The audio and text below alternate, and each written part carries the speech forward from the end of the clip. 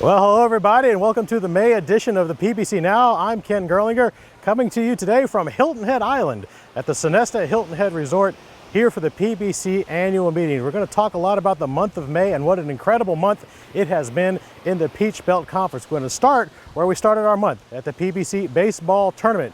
Francis Marion hosted the PBC Baseball Tournament for the first time at their new Sparrow Stadium in Cormel Field. And in the championship game, it was Columbus State taking down Lander, earning the PBC's automatic bid and the PBC tournament title. We move right on from that to the softball regional. We had 5 teams from the Peach Belt Conference who advanced to the NCAA softball tournament, and it was an all Peach Belt Conference super regional hosted by North Georgia and featuring Armstrong against North Georgia. A very dramatic game.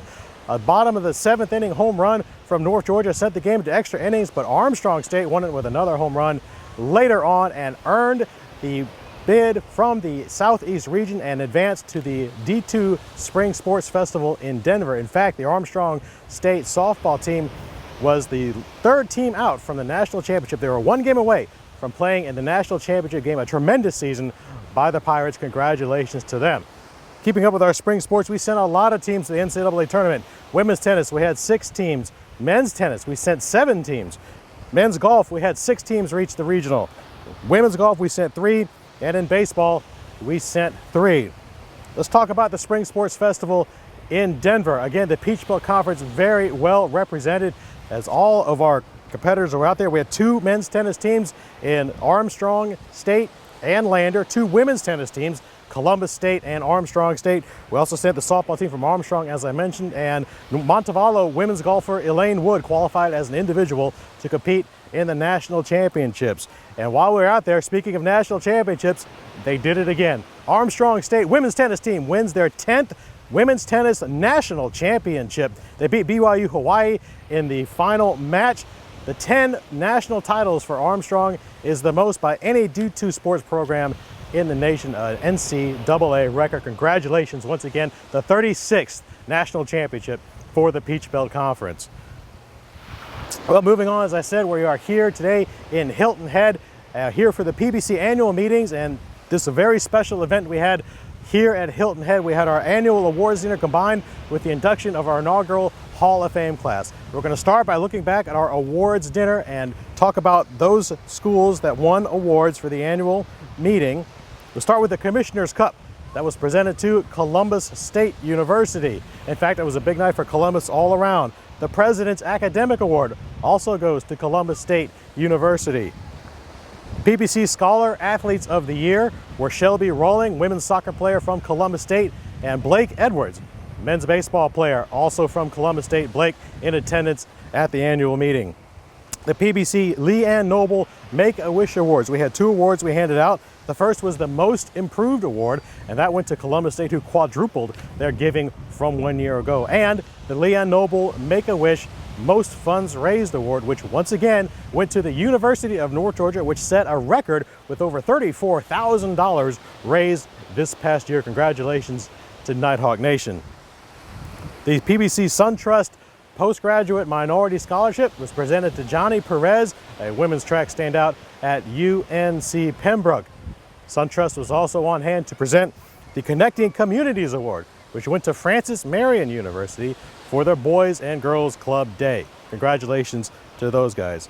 And finally, on their annual awards, the PBC Institution of the Year Sportsmanship Award, which is handed out annually, but once again is going to reside at Flagler College for the 6th straight year. Congratulations to Flagler, your Institution of the Year Sportsmanship Award winner. Now, all that was just a prelude. After dinner, we inducted our inaugural Hall of Fame class. 25 inaugural inductees were presented their awards. 19 of them were actually here in person at our dinner in Hilton Head.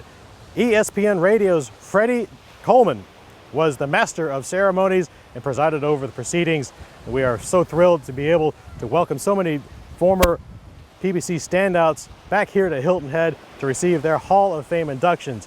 We're going to take a quick look at some of the highlights from that night. When Ken was up and Dave was up there talking about 25 years ago, what was going on at that time. Well, 25 years ago I had hair. 25 years ago I was thinner. 25 years ago, I sounded a lot taller on radio than I do right now. Here to accept the honor on his behalf is his wife, Dr. Betty Rose Horn. All of you who knew Funds, and he knew so many of you in this room, knew that he would always accept an honor and say, I didn't get here by myself. A four-time All-American in both singles and doubles, she won Armstrong's first ITA Super Bowl singles title in 2003 and was named the ITA National Rookie of the Year in 2001 and the ITA National Senior of the Year in 2004. Please welcome PBC Hall of Fame inductee, Sophia Golimpenza, now Sophia Elwood. Former Chancellor at USC-Aiken, Dr. Robert Alexander, spoke on behalf of the Founding Fathers. Jennifer Cleek, a women's basketball player at Francis Marion University, spoke on behalf of the student athletes.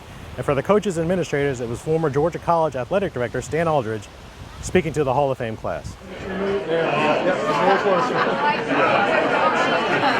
right, I can see everyone. Also here at the PBC annual meetings, we presented our PBC Play of the Year.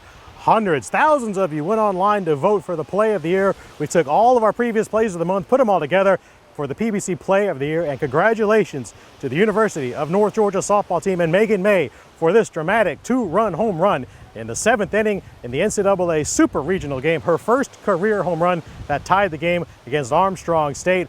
What a moment that was, and that is our PBC Play of the Year. All right, well, that's all we have from here on the beach at Hilton Head. I want to thank Molly Johnson behind the camera and the sports information directors at our PBC member institutions for all of their help in putting this show together. We're going to keep this train rolling. We're going to come back with new episodes over the course of the summer. So much happens in our league during the summer. So we're going to see you back here in June on the PBC Now.